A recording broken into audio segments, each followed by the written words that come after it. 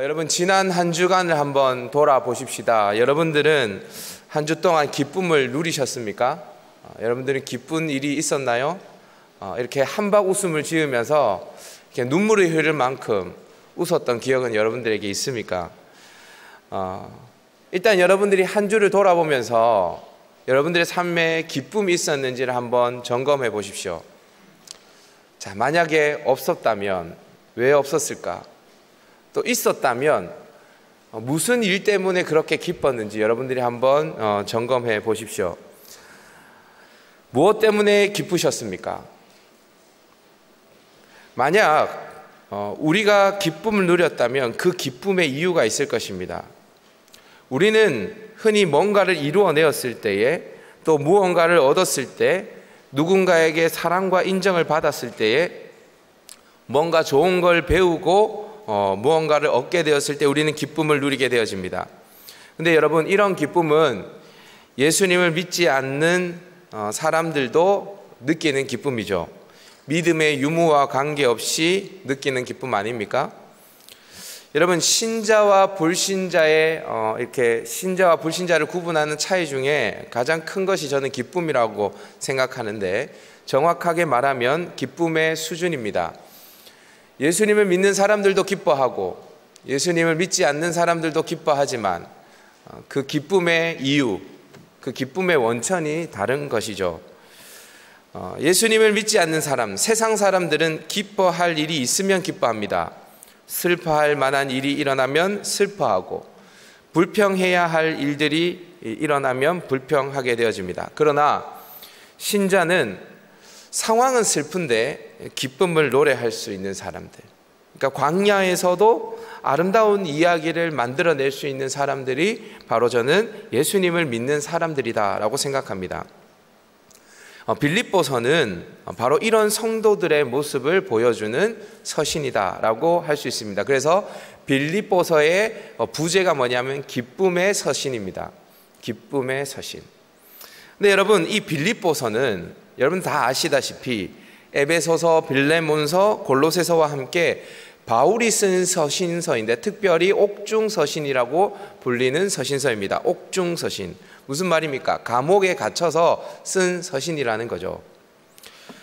복음을 전하다가 로마 감옥에 갇힌 바울이 쓴 서신서입니다. 그런데 그 편지의 내용이 기쁨입니다. 감옥에서 기쁨을 기록하고 있습니다. 빌립보서가 기쁨의 서신이라고 불리는 이유가 이 빌립보서를 읽어보면 기쁨이라는 단어가 아주 많이 등장하게 되어지거든요. 바울은 감옥 속에서 기뻐했을 거예요. 그러니까 기쁨이라는 단어를 쓰겠죠. 그리고 빌립보 성도들을 향해서 기뻐하라고 권면하고 있습니다. 자신도 기쁘고, 그리고 이 글을 읽은 빌립보 성도들도 기뻐하라라고 권면하고 있는 거죠. 이로 봐서 신자의 기쁨은 상황과 환경을 초월하는 것이다 라는 것을 여러분들이 알 수 있을 것입니다. 상황과 환경에 따라서 기쁨이 결정되어지는 게 아니라는 거예요. 하나님을 제대로 만난 하박국 선지자, 여러분 잘 아실 겁니다. 하박국 3장 17절과 18절, 우리가 아주 잘 아는 말씀인데 한번 읽어볼까요? 시작.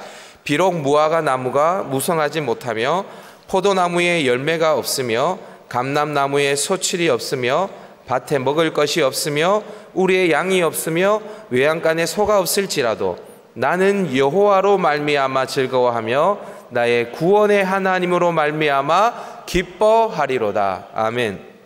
아무것도 없습니다. 무화과 나무가 무성하지 못해요. 그러니까 열매가 없다는 거죠. 포도나무에도 열매가 없어요. 감람나무에 소출이 없어요. 밭에 먹을 것이 없어요. 우리의 양도 없고 외양간에 소도 없어요. 아무것도 없다는 거예요. 근데 여러분, 이럴 때 불평이 나와야 합니까? 감사가 나와야 합니까? 짜증이 나야 합니까? 기쁨이 샘솟아 올라야 합니까? 당연히 불평이 나오고 짜증이 나와야 되죠. 그런데 하박국 선지자는 뭐라고 이야기했냐면, 나는 여호와로 말미암아 즐거워하며 나의 구원의 하나님으로 말미암아 기뻐하리로다. 여러분, 이게 성도입니다. 이게 신자죠. 여러분, 다윗의 시를 한번 살펴보십시오. 그의 아름다운 시, 하나님을 찬양하고 하나님께 감사했던 시를 여러분 한번 보십시오. 그가 형통하고 부유할 때 쓴 시입니까? 아닙니다. 대부분이 굶주리고 도망 다닐 때에 쓴 시입니다. 정말 부족함이 없어서 내게 부족함이 없으리로다 라고 노래했을까요? 아닙니다. 다윗은 모든 게 다 부족했습니다. 그러나 다윗은 하나님을 믿었죠. 그래서 그 유명한 시편 23편의 말씀을 노래할 수 있었던 것입니다. 구약에 나오는 하박국, 또 다윗뿐만이 아니라 신약의 초대교회 성도들까지 싹 다 하나님으로 인해서 기뻐했던 사람들이었습니다. 여러분, 초대교회 성도를 한번 보십시오. 당시 소아시아의 초대교회 성도들에게는요, 기뻐할 만한 건덕지가 없었어요. 큰 환난이 닥쳤거든요. 자신의 잘못 때문에 겪는 환난이 아니었어요. 예수님을 믿는 것 때문에 겪는 환난이었습니다. 그러나 고난에 대한 그들의 반응은 상식을 뛰어넘는 것이었습니다. 여러분, 저는 특세 때 김영삼 목사님께서 이런 말씀을 하셨어요. 그리스도인은 뭘 상식한 사람들이 아니지만 또한 상식에 머무는 사람들도 아니다 라고 그러셨죠. 초상식적인 사람들이 바로 그리스도인이다 라고 말씀하셨죠. 여러분, 이 초대교회 성도들의 반응은 진짜 상식을 뛰어넘는 초상식적인 사람들이었어요. 베드로전서 1장 6절과 8절을 보면 이들에게 닥친 환난이 얼마나 강력했는지 불시험이다라고 이야기하거든요. 그런데 이 불시험을 받으면서도 이들이 이 여러 가지 시험으로 인해서 잠깐 근심했지만 오히려 크게 기뻐했다라고 이야기를 합니다. 말할 수 없는 영광스러움으로 즐거워했다라고 성경이 이야기를 하고 있어요. 사자굴에 던져지는데, 불에 타서 죽는데 기뻐했대요. 여러분, 사도행전을 보면 초대교회 성도들에게 박해가 있었는데 이들의 반응이 뭐냐면 예수 그리스도로 그 이름 때문에 받는 그 박해 때문에 이들이 기뻐했다라고 이야기합니다. 초상식적인 거죠. 초상식적. 성도는요, 예수님을 믿는 순간에 내면이 변화되어지고 그 마음에는 진리의 말씀과 성령이 거하게 되어집니다. 진리도 없고 성령도 없는 사람들과는 완전히 다른 존재예요. 따라서 성도는 가장 열악한 환경에서도 기쁨을 노래할 수 있는 존재입니다. 이런 존재가 성도입니다. 여러분들에게는 혹시 이런 기쁨의 수준이 있습니까? 여러분들은 왜 한 주 동안 기뻐하셨죠? 세상 사람들이 할 수 없는 기쁨을 여러분들은 누리고 계십니까? 오늘 본문을 기록한 다윗을 한번 보십시다. 앞서서 이야기했지만 로마 감옥에 갇혀 있습니다. 오늘 본문 2절을 보면요, 빌립보 성도들을 향해서 바울이 뭐라고 이야기하냐면 이렇게 인사합니다. 은혜와 평강이 있을지어다. 은혜와 평강을 간구합니다. 그런데 여러분, 한번 곰곰이 생각해 보십시오. 가장 은혜가 없는 곳, 가장 평강이 없는 곳이 지금 어디입니까? 바울이 있는 그 감옥 안 아닙니까? 하나님 나라 확장을 위해서 최선을 다했는데 감옥에 갇혀 있다면 그것이야말로 절망 아닙니까? 그런데 바울은 그곳에서 은혜와 평강을 간구하고 있습니다. 이 말은 바울이 그 감옥에서 은혜와 평강을 누렸다라는 반증입니다. 오늘 본문 16절을 보면 바울이 이렇게 이야기하거든요. 이로써 나는 기뻐하고 또한 기뻐하리라.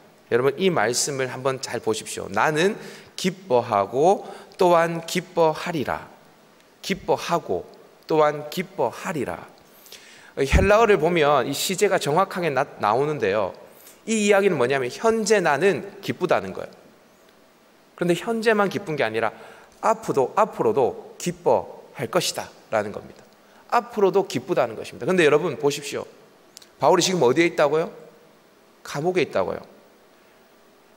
여러분, 감옥에 있는 바울은 앞으로가 어떻게 될지 진짜 모르는 사람입니다. 그죠? 언제 사형을 당할지, 어떤 고문을 당할지 아무것도 모르는 상태에 있어요. 근데 지금 바울이 뭐라고 이야기하냐면 내가 석방이 될지 죽을지 어떻게 될지 아무것도 모르지만 지금도 기쁘고 나는 앞으로도 기쁠 거라는 거예요. 그러니까 상황에 따라서 자신의 기쁨이 좌지우지되지 않는다는 거죠. 우리도 인생을 살다 보면 바울과 같은 상황을 만날 때가 있죠. 앞을 봐도 뒤를 봐도 옆을 봐도 아무 데도 보이지 않는 그런 감옥과 같은 순간을 우리도 맞이할 때가 있습니다. 어쩌면 지금 여러분들이 그 감옥을 경험할 수도 있을 거예요. 실패, 배신, 좌절, 두려움, 낙심, 이런 것들이 우는 사자와 같이 나를 삼키려 할 때가 있죠. 그럼 이때 여러분들이 가지고 있는 믿음이 위력을 발합니다.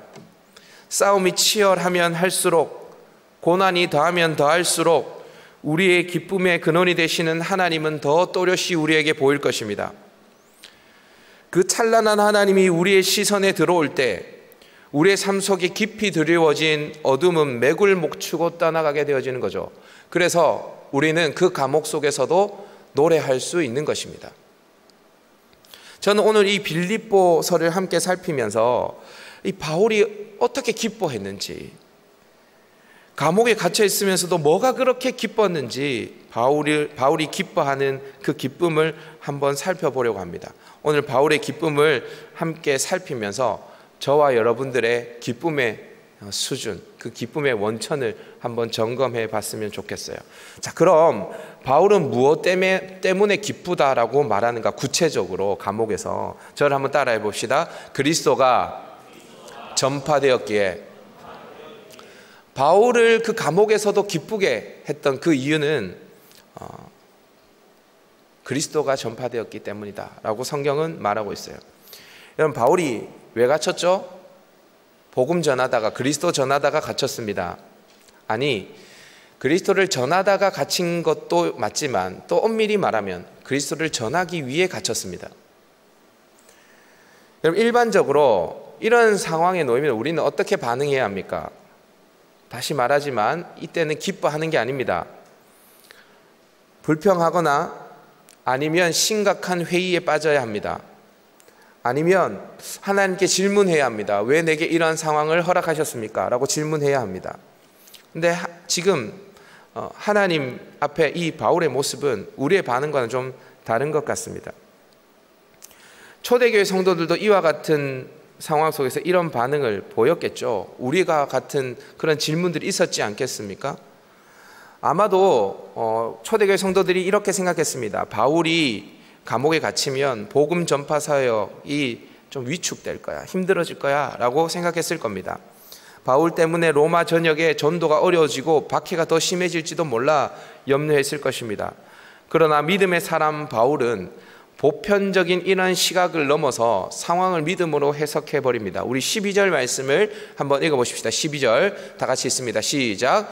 형제들아, 내가 당한 일이 도리어 복음 전파의 진전이 된 줄을 너희가 알기를 원하노라. 아멘. 모든 사람이 복음을 전파하는 데 장애가 있을 것이다 라고 생각하는 그 순간에 다윗은 도리어라는 단어로 상황을 반전시킵니다. 여러분, 이 도리어라는 단어가 굉장히 중요합니다. 이 도리어라는 말은 아무나 할 수 있는 말도 아니고요, 아무에게나 보이는 것도 아닙니다. 바울은 감옥에 갇혀 자신의 안위뿐 아니라 교회의 안위도 어떻게 될지 모르는 그 공포 속에서 도리어라는 엄청난 고백을 하고 있습니다.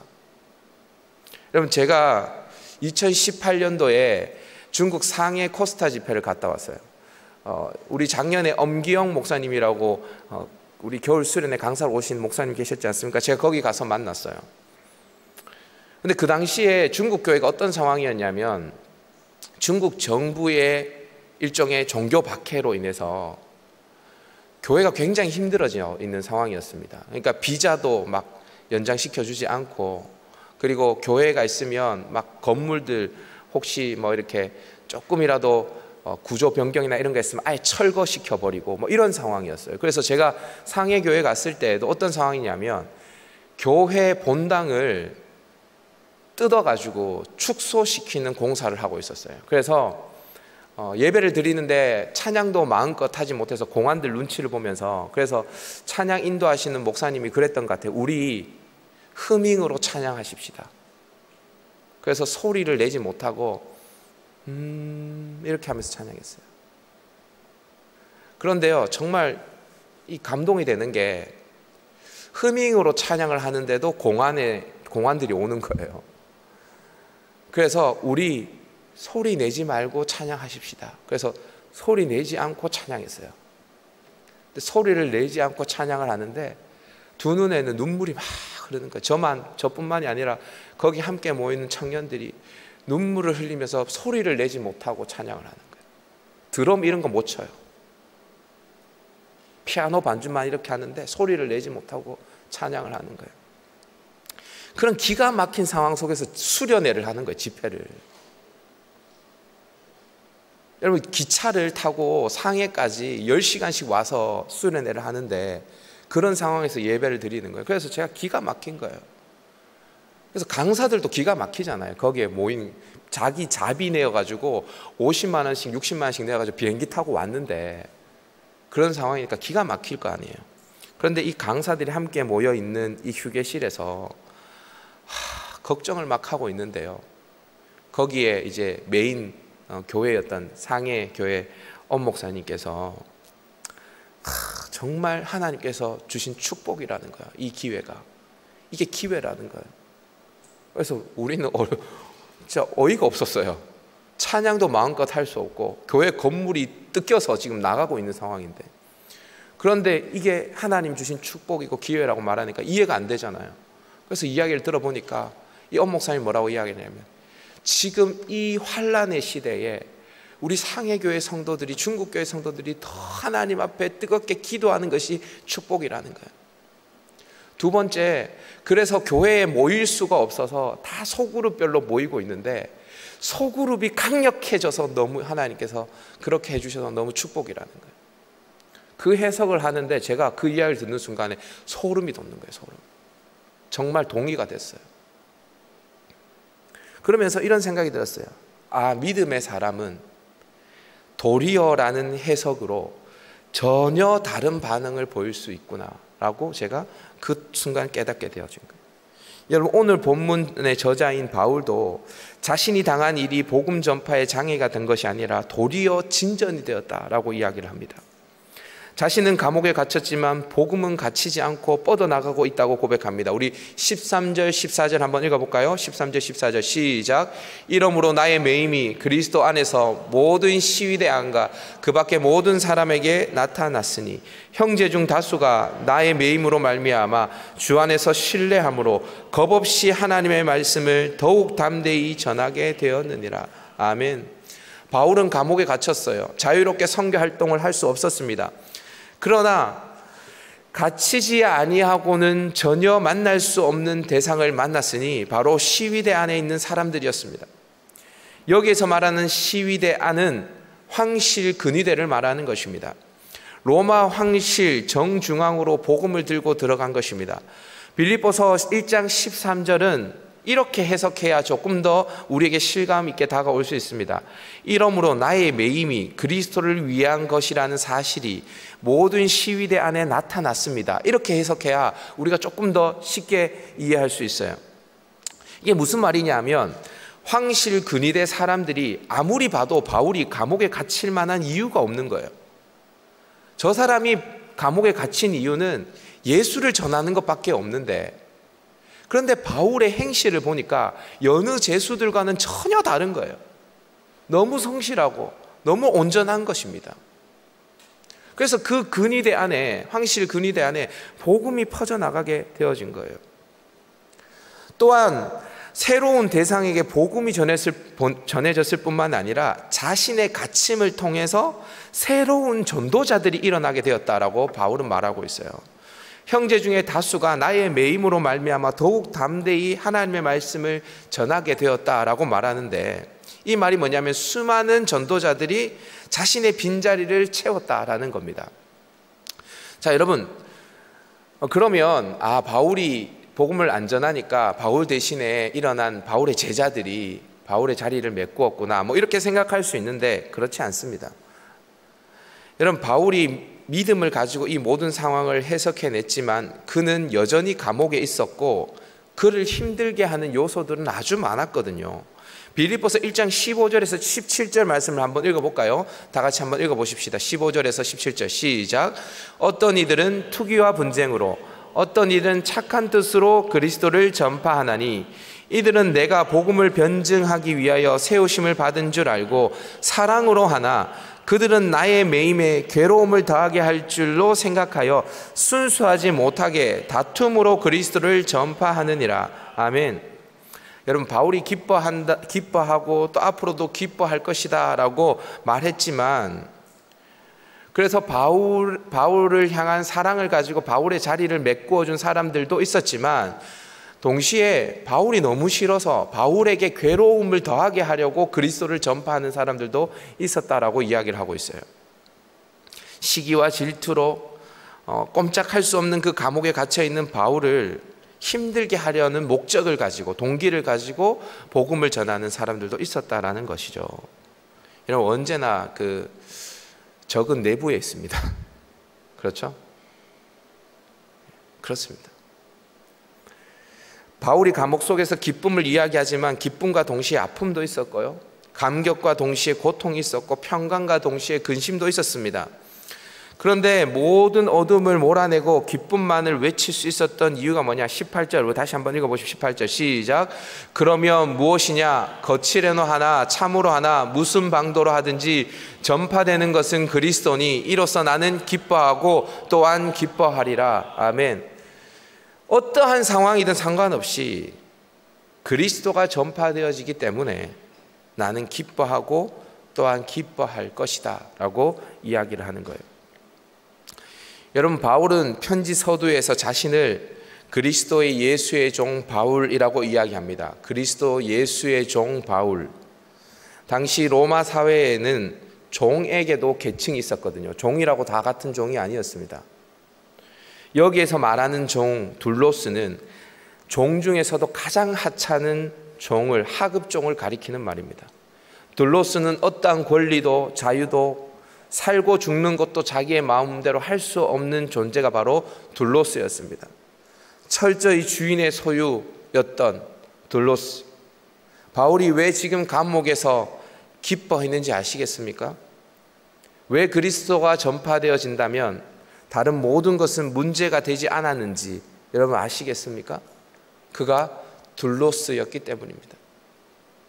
사랑하는 여러분, 여러분들의 기쁨의 이유는 무엇입니까?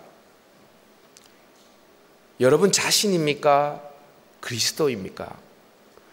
무엇 때문에 기뻐하고 무엇 때문에 슬퍼하며 무엇 때문에 평강을 누리십니까? 세상 사람들은 모든 기쁨과 슬픔과 평강의 이유가 다 자신에게 맞춰져 있습니다. 자기가 좋은 직장을 가지면 기뻐하고, 자기가 시험에 합격하면 기뻐하고, 시험에 떨어지면 슬퍼하고, 자기가 인정을 받으면 기뻐하고, 무시를 당하면 화를 냅니다. 그러나 신자는 그렇게 자기에게 집중하며 살아가는 사람이 아니에요. 신자는 그리스도 예수의 종 둘로스입니다. 내가 그리스도와 함께 십자가에 못 박혀 죽었나니 이제는 내가 산 것이 아닙니다. 그리스도로 인해 기뻐하고, 그리스도로 인해 슬퍼하고, 그리스도 때문에 감사하고, 그리스도 때문에 때로는 화를 내는 사람, 그 사람이 바로 그리스도인입니다. 여러분은 어떻습니까? 이 그리스도로 인한 기쁨이 여러분들에게 있습니까? 여러분들의 기쁨의 원천이 무엇입니까? 이 시간 하나님 앞에 진실되게 응답해야 합니다. 또 다윗이 감옥에서도 기뻐했었던 이유가 있습니다. 저를 한번 따라합시다. 동역자 속에 계시는 하나님 때문에, 오늘 1절부터 2절까지, 본문 1절부터 2절까지는 인사입니다. 그리고 3절부터 이제 본론으로 들어가는데, 3절이 어떻게 시작하냐? 헬라어 원문을 보면 감사하노라라는 동사로 시작합니다. 그런데 헬라어 동사 안에는 주어가 포함되어 있기 때문에 한국식으로 말하면 나는 감사하노라라고 읽으면 됩니다. 그러면 뭐 때문에 바울이 감사한다라고 말하냐? 우리 3절 4절 한번 읽어보도록 하십시다. 시작. 내가 너희를 생각할 때마다 나의 하나님께 감사하며 간구할 때마다 너희 무리를 위하여 기쁨으로 항상 간구함은. 아멘. 바울이 뭐 때문에 감사하고 기뻐한다라고 말합니까? 너희를 생각할 때마다, 빌립보 교회 성도들 생각할 때마다 나는 감사한다. 그리고 너희 무리를 위하여 기쁨으로 나는 항상 하나님께 간구한다 라고 이야기를 하고 있어요. 그러니까 빌립보 교회 성도들을 생각하면 바울은 기뻤던 거예요. 감옥에서도. 왜 빌립보 교회 성도들을 생각하면 기뻤냐? 5절 말씀 한번 읽어봅시다. 5절 자막 주십시오. 5절 시작. 너희가 첫날부터 이제까지 복음을 위한 일에 참여하고 있기 때문이라. 아멘. 복음을 위한 일에 참여하고 있기 때문에. 여기서 참여하다는 단어가 헬라어로 코이노니아입니다. 이 단어는 교제, 동력이라고 번역할 수 있습니다. 빌립보 성도들이 어떻게 바울과 동역했냐? 7절을 보면 나의 맹인과 복음을 변증함과 확정하는 일에 함께했다, 동역했다라고 이야기를 합니다. 빌립보 성도들은 변증함, 그러니까 복음, 거짓 복음으로부터 진리를 지켜내는 일에 함께했고요. 그리고 더 나아가서 나의 매임, 그러니까 바울이 감옥에 갇혀 있을 때에 바울을 위해서 에바브로디도 편으로 헌금을 보내어서 그를 돌봐 주었습니다. 지금으로 말하면 영치금을 넣어준 거예요. 감옥에 영치금을 넣어준 거예요. 바울이 돈이 필요했지만 그 돈 자체가 바울에게 위로가 되어진 게 아니라 그 헌금은 바울을 향한 빌립보 교회 성도들의 사랑이었거든요. 그 사랑을 경험하고 감사가 터져 나왔다는 거예요. 근데 여러분 한번 생각해 보십시다. 정말 바울이 빌립보 교회 성도들이 자기에게 잘해줘서 그리고 복음을 변증하고 확정하는 그 일에 함께 해줘서 그것 때문에 기뻐했을까요? 빌립보 교회 성도들 중에는 바울을 싫어하는 사람이 없었을까요? 어땠을까요? 여러분 여기에 있는 사람들 중에 한번 지금 손을 한번 들어봤으면 좋겠는데 이 세상에 나를 기준으로 생각해 보고요. 나를 싫어하는 사람은 이 세상에 한 명도 없습니다. 이런 사람 한번 손 들어보십시오. 여러분들이 느끼기에 주관적으로 나 싫어하는 사람은 이 세상에 한 명도 없습니다. 한번 손 들어보십시오. 태연이 자부심 있는데 좋아. 목사님도 좋아하는 것 같아?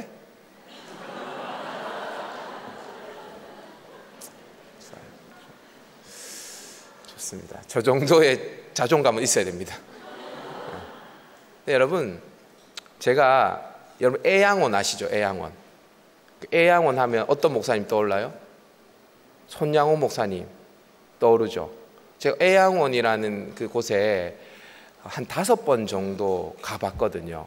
그리고 투어도 해봤습니다. 거기에 계신 장로님이 손양호 목사님과 그 애양원을 소개해주는 시간들도 제가 몇 번 가졌습니다. 그 장로님은 아주 어렸을 때에 손양호 목사님 살아계셨을 때 아주 어렸을 때에 생존했었던 그런 장로님이었던 것 같아요. 근데 그 장로님이 이런 얘기를 하시더라고요. 여러분 손양호 목사님을 싫어하는 성도가 있었을까요? 없었을까요? 이렇게 얘기하더라고요. 애양원 교회에. 여러분 손양호 목사님 어떤 목사님인지 아십니까? 그 나병 환자, 그러니까 문둥병자가 모여있는 그 애양원 그 마을에서 목회를 하셨는데 그들의 환부의 고름을 입으로 빨아냈던 목사님입니다. 자기 아들을 죽인 원수를 자기의 양자 삼아서 목사 만든 사람이 손양호 목사님입니다. 천사 아닙니까? 사람 아니잖아요. 그러면 그 정도 되면 모든 사람들이 손양호 목사님 존경해야 되는 거 아닙니까? 그런데 손양호 목사님을 그렇게 싫어했던 장로님 몇 분들이 계셨다 하더라고요. 그 장로님이 이야기해 주셔서 저도 알게 되어졌습니다. 여러분 그러면 질문해 볼게요. 빌립보 교회 성도들은 다 바울을 좋아했을까요? 바울이 세운 교회들이 굉장히 많은데 그 바울이 세운 교회의 성도들은 다 바울 목사님을 좋아했을까요? 아니요. 성경을 보시면요. 바울을 떠나간 사람들이 굉장히 많습니다. 바울이 감옥에 갇혀 있을 때 바울을 배신하고 바울을 떠나갔던 세상을 향해 나아갔던 사람들이 꽤 많이 등장합니다. 근데 여러분 한번 생각해 보십시오. 바울이 동역자들을 생각하면서 빌립보 교회 성도들을 생각하면서 너희들 생각할 때마다 나는 감사가 넘쳐, 기쁨이 넘쳐. 그 빌립보 교회 성도들이 다 나한테 잘해줘서 그랬을까요? 아니요. 근본적으로 바울이 동역자들을 바라보며 기뻐한 이유는 그 사람에게 있는 게 아니라 그 사람 속에 있는 하나님 때문이에요. 그 성도들 속에 있는 하나님 때문에. 그 성도들 생각할 때마다 바울은 기뻤던 거예요. 여러분, 모든 동역자들과 관계의 중심에 항상 하나님이 자리 잡고 있었어요, 바울에게는. 그래서 바울은 3절에서 내가 너희를 생각할 때마다 나의 하나님께 감사한다 이렇게 이야기합니다. 누구에게 감사한다고요? 너희들을 생각할 때마다 나의 하나님께 감사한대요. 하나님께 감사한대요. 그는 모든 사람을 대할 때 하나님을 그 중심에 두고 그 하나님을 통해 사람을 보았습니다. 사람을 대하지만 그의 시선은 항상 하나님을 향해 있었어요. 바울은 동역자들을 사랑했고 동역자들도 바울을 도와서 복음 사역을 함께 했습니다. 그러나 바울을 저버리고 배반한 사람들도 있었거든요. 그러나 바울은 사람을 신뢰한 것이 아니라 하나님을 신뢰했기 때문에 실망치 않았던 것입니다. 우리 6절 말씀 한번 읽어봅시다. 6절 다 같이 한번 읽어봅니다. 시작. 너희 안에 착한 일을 시작하신 이가 그리스도 예수의 날까지 이루실 줄을 우리가 확신하노라. 아멘. 우리 갈릴리의 임원들이 이 구절을 쉬운 성경으로 올려놨더라고요. 페북에. 제가 한번 읽어드릴게요. 하나님께서는 여러분 안에서 선한 일을 시작하셨습니다.